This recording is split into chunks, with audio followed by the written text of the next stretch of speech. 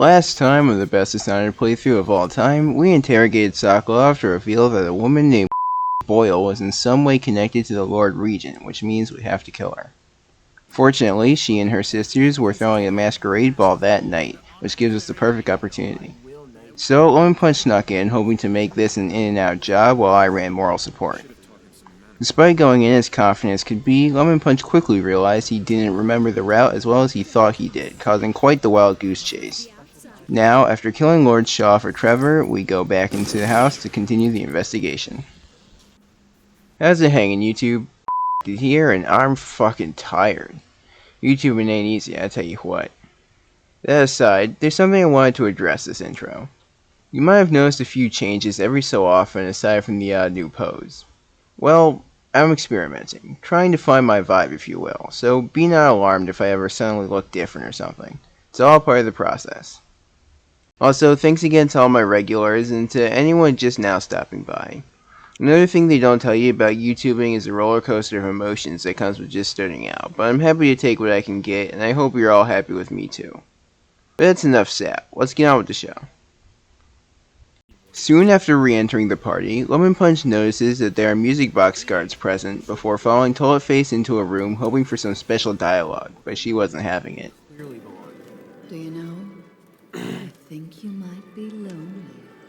At this point, it's safe to say Lemon Punch has no idea who he's actually after, but the rule is we switch on death, so I'm on pure commentary for now, not that I know what to do either. Lemon Punch finds Bloody Mary not far away and probes for dialogue with her, but she wasn't putting out either. He then runs into this asshole, who I only know because despite being so high and mighty, his ass wouldn't make it past the wall of light either. What a dick. You qualified, bitch. After a minute, he tracks down Blackface McGee, hoping she'd be the Boyle he's after, but alas, she just gives some standard dialogue and turns away. Was looking for you. Yeah, Making he's a friends, I weirdo. hope. At this point, it's dawned on him that this won't be as easy as he thought, leaving him one choice. To roll up his sleeves, don his deer stalker, and do some detective work. He uses time stop to sneak upstairs again, entering Esma's room. After re-exploring the room a bit, he begins the most important step to investigation, hitting random shit for no reason. Now, I know it looks like exactly what I said, but, like the tactical insult, its importance is not to be understated. When he was done doing that, he made his way over to the nightstand in search of evidence, only to find a strange rope dangling from the ceiling that opened up a secret passage that he'd completely forgotten about. What was that?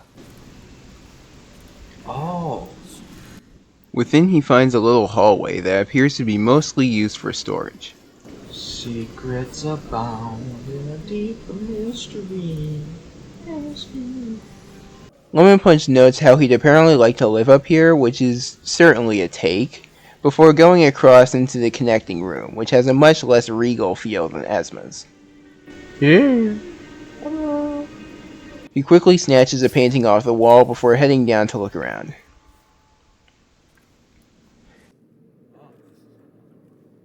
After Lemon Punch grabs all the expensive shit littered about, he notices a letter on the nightstand that not only makes clear that this is Waverly's room, but further notes that she's the Boyle in black. Just my luck, huh? I noticed that it's signed HB and wondered if Brisby really was in a relationship with Waverly, but nope. The little creep's name is Timothy, and the HB in the letter is Lord Regent Hiram Burroughs. And with a name like that, it's no wonder he became a villain. Almost as bad as Eaglebar or Dio. After reading the letter, Lemon Punch goes to leave out the door, but... Oh, hey.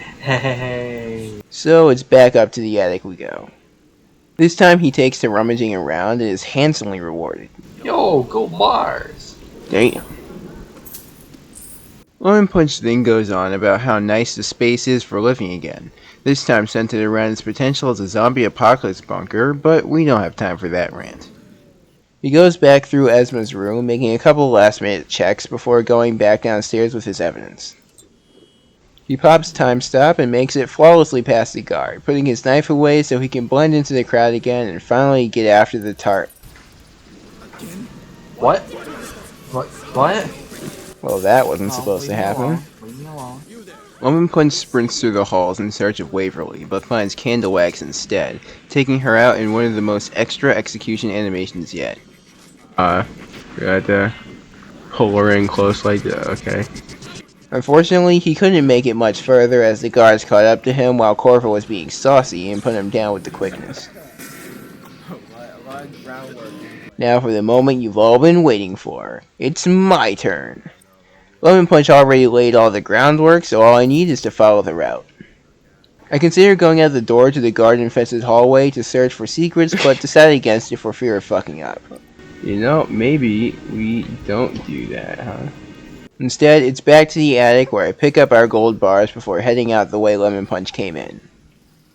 I try to carefully maneuver past the guards since Lemon Punch theorizes he accidentally bumped into him the last time, but due to a not insignificant amount of fumbling with the wheel, I get past right as time starts again, and you best believe I was seen.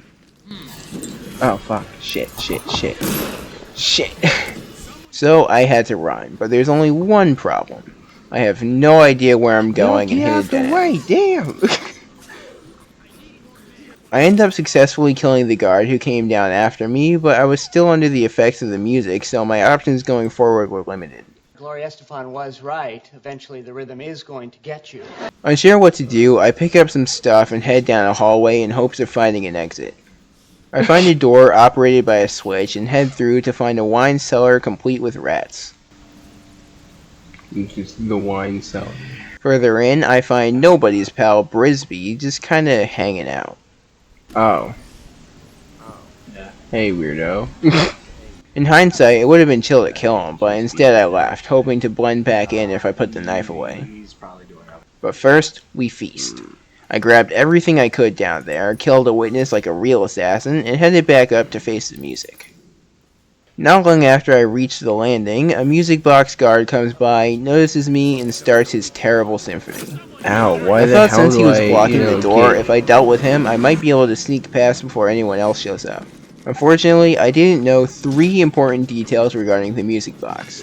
1, it passively pushes you away from the holder. 2, its hitbox is massive. And 3... Oh, he's getting hurt? It deals damage. Lemon Punch loads in, ready to find a different way downstairs, but is taken aback to find the game saved us in the wine cellar. Good luck, though. Yeah. Well, I would have just wung it like a true gamer. Lemon Punch opts for the easier strat of time travel, loading the last save before that, where we were in Waverly's room and not yet compromised. He heads through the attic space again, out the door, and down the stairs for escape attempt number 3. He pops time stop and blinks past the guard again, but due to an amount of fumbling, was spotted. Alright, put away the knife. And uncrouch. Fortunately, our target was right in front of us, so he took the opportunity to kill her. Of course, Corvo had to be saucy again, which was only a waste of time, as not only were we being fired upon, but the magic box guard was already doing chip damage. In another stroke of luck, the door leading outside was right there as well, so we didn't have to endure the assault for long. Once outside, Lemon Punch made a break for it, blinking over the fence, but... Alright, you guys don't see anything.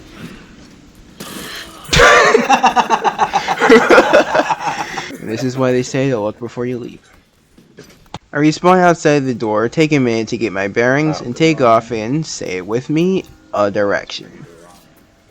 On my way out, I'm sniped by a guard and hit blink and time stop on reflex, buying myself some time.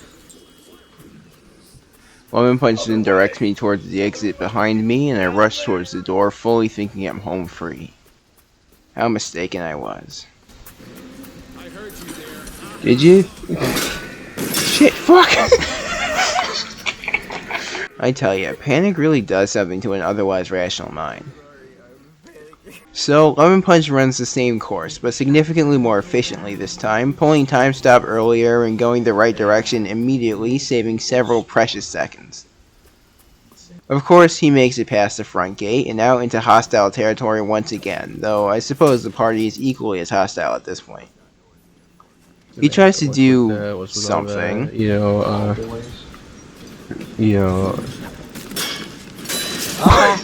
You'd have to ask him what his plan was, but his objective has now been updated Love to making escape. bad choices, huh? So he swims through the gross-ass water over to a ledge where he does what can only be described as struggling.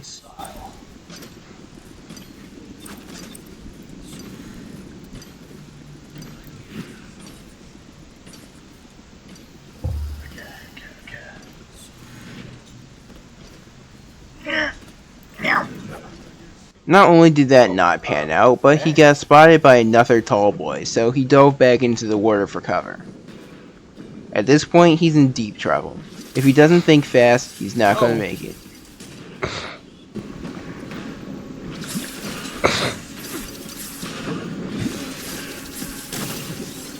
Let's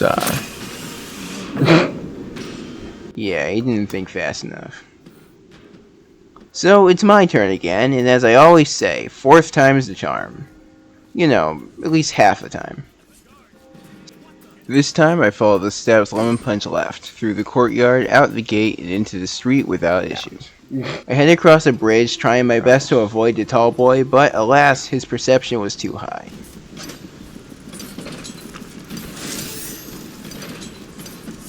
I run quickly past the guard and up some stairs in the direction of Samuel's quest marker, finding him parked in the river below. After a short bit of fumbling, because I'm an idiot, I drop down into the water and swim over. Anyways. He's like, Hi there, Sammy.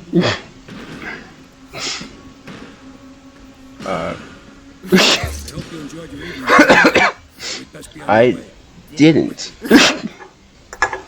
You know, like it was certainly a night to remember, though. I'll give you that much. And so the mission finished screen. As expected, we killed people chaotically and got a little pocket change, and even did some special actions, but if anything, I'm surprised by all the things we could have found but didn't. 3 runes and a whole outsider shrine. See, this is why we explore Lemon Punch. But aside from those, I think we did satisfactorily for the most part. Now it's time to head back to the Hound's Pit and see what purpose this whole thing served. As we pull up to the Hound's Pit, Samuel tells us that Trevor was supposed to meet us upon arrival and advises us to check the wine cellar where he may be drowning his sorrows. After we dock, I make a beeline for Trevor's quest marker, finding him not in the wine cellar but in this building, looking wistfully at the scenery. He congratulates us for a mission well done, noting his pleasure at our killing a woman, before also thanking us for upholding his honor against Lord Shaw. As thanks, he bestows me with a rune, which is way better than whatever the hell Callista gave us. After our chat, Trevor turns his back to me, and I'm left with a choice to make. I wish I could have kicked them. Sparta! Ultimately, I choose not to, but boy was it a golden opportunity. Feel free to praise my restraint in the comments. Anyways, I head off towards Havelock, finding him and Martin only a couple rooms away, looking mighty serious. Havelock lets us know that this is it. The culmination of all the murder and espionage we've been doing. Havelock tasks us with our most important mission yet. To bring down the Lord Regent and finally put the rightful heir on the throne. Is this the end of the game? After a surprising only 4 missions, we've arrived at the end of the line. I gotta say, it's a little anticlimactic, but who am I to argue with the narrative the devs put together? And I'll tell you what though, wouldn't it be wild if there was more game? I mean, what would we even do? There's no one around here with a more evil name than Hiram Burroughs to take the torch, right? Are coming, and everything depends on him being correct. The arrow will help you prepare, and Samuel will take you close to the tower, near the water. Last, After receiving the news, I got stand the around for a fucking, minute, high expecting to be overseer. cleared to sleep eventually, but it turns out we're working a double today. So we head downstairs to visit Piero for some gear. This is our last mission, so we gotta head out in style.